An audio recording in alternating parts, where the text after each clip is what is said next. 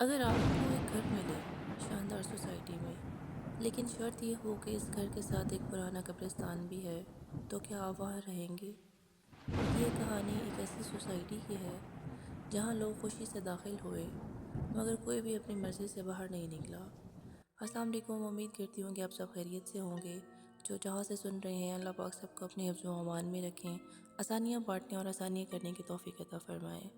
یہ کہانی میں نے خود اس شخص سے سنی ہے جو کہ آج اس دنیا میں موجود نہیں ہے۔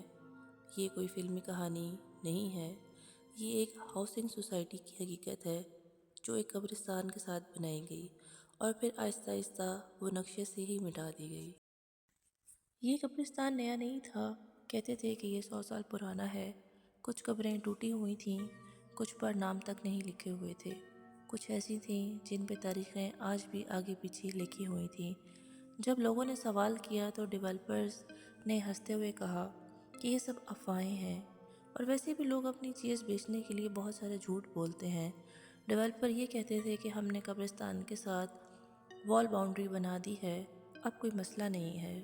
لوگ مان بھی گئے۔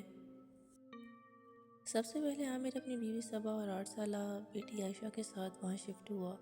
وہاں پہلے بھی کچھ لوگ مقیم تھے۔ پہلی رات سب کچھ نارمل رہا، لیکن عائشہ بار بار کھڑکی کے پاس جا رہی تھی۔ صبا نے پوچھا، کیا دیکھ رہی ہو تم وہاں بار بار؟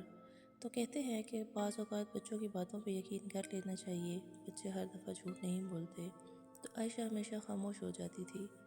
پھر اس کی ماں صبا کے اقرار پہ بار بار اس نے اپنی بیٹی سے پوچھا کہ بیٹا تم مجھے بتاؤ تو صحیح کہ تم وہاں بار بار کیا دیکھتی ہو؟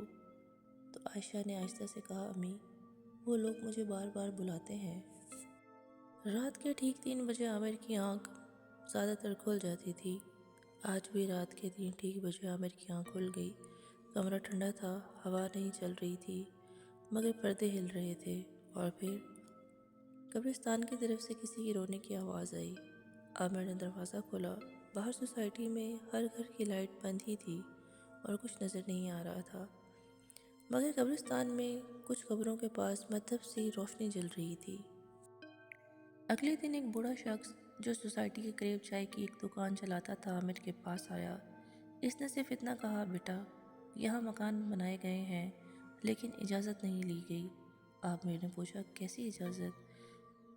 بوڑھا قبرستان کی طرف دیکھ کر بولا، جن سے زمین لی گئی تھی مگر وہ روحیں تو وہیں رہ گئی ہیں۔ عامر کو یہ ساری چھوٹی چھوٹی باتیں ذہنی طور پہ بہت ہی زیادہ ڈسٹرب کر رہی تھیں۔ دن گزرتے گئے، ہر گھر میں کوئی نہ کوئی مسئلہ شروع ہو گیا تھا۔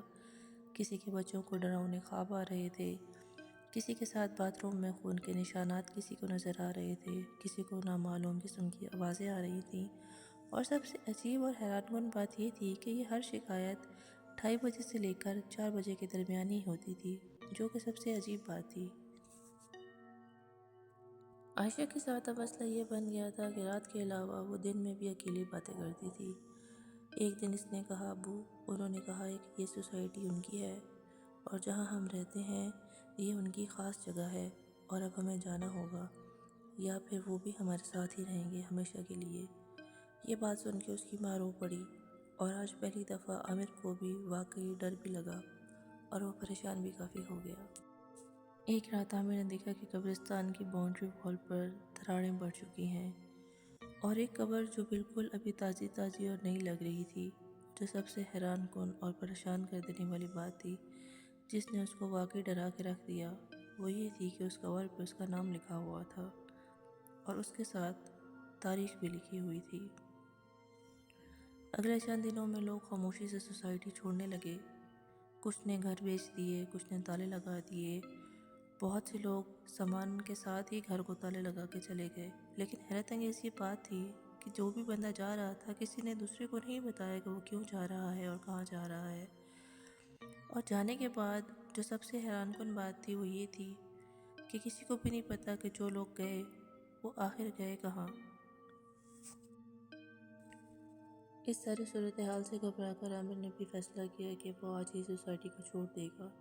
رات کے 3 بجے کے قریب جیسے ہی وہ گاڑی میں بیٹھا، اچانک سوسائٹی کے گیٹ بند ہو گئے، اور دیکھتے ہی دیکھتے یہ اس کی زندگی کا ناقابل فراموش واقعہ تھا، جس کے بعد کبھی بھی ذہنی طور پہ اپنی واپس صحیح حالت میں نہیں آ سکا۔ اس نے دیکھا کہ قبرستان کی طرف سے سینکڑوں سائے نکل کے آ رہے ہیں اور ایک ہی وہ آواز لگا رہے ہیں، اور اس کو اس طرح لگ رہا تھا کہ وہ سارے سائے اسی کو بلا رہے ہیں۔ وہ نہیں جانتا کہ اس نے گاڑی کس طرح سٹارٹ کی اور کس طرح وہ اس سوسائٹی سے نکلا۔ یہ چیز اس کو آج بھی سمجھ نہیں آتی۔ اس کو صرف اتنا یاد ہے کہ اس سوسائٹی سے نکلتے وقت وہ زور زور سے آیت الکرسی پڑھ رہا تھا، اور اس کی بیٹی عائشہ اور اس کی بیوی بھی ساتھ ساتھ اللہ کے نام لے رہی تھیں۔ جیسے تیسے کر کے وہ سوسائٹی سے نکل گئے۔ لیکن اس کے بعد پھر یہ ہوا کہ عامر کی اپنی ذہنی حالت کبھی بھی واپس نہیں آ سکی۔ وہ 1-2 ماہ بعد کافی شدید بیمار رہا، اور اس کے بعد پھر اس کو ذہنی طور پہ جھٹکے لگتے تھے، اور آہستہ آہستہ وہ پاگل ہو گیا۔ اور آپ یقین کریں کہ وہ سال کے اندر اندر انتقال بھی کر گیا۔ یہ وہ واقعہ تھا جس نے اس کے ذہن کو اتنی برے طریقے سے منتشر کیا تھا کہ وہ رات کو ڈر جاتا تھا، وہ ساری رات سوتا نہیں تھا، اور اس کے ذہن میں بس وہ آخری منظر، وہ بے شمار سائے جو اس کی طرف آ رہے تھے، جو صرف اسی نے دیکھے، جو اس کو نظر آ رہے تھے، وہ اس کے ذہن سے کبھی نہیں نکلے۔ وہ ہر وقت سب کو یہی کہتا تھا کہ میرے پاس رہو، میرے پاس رہو، میرے پاس کھڑے رہو، کوئی مجھے دیکھ رہا ہے، کوئی مجھے بلا رہا ہے۔ اور اس چیز نے اس کی ذہنی حالت ابتر کر دی، اور اب وہ اس دنیا میں نہیں ہے۔ اور یہ ایک سچا واقعہ، ایک سچی آپ بیتی تھی۔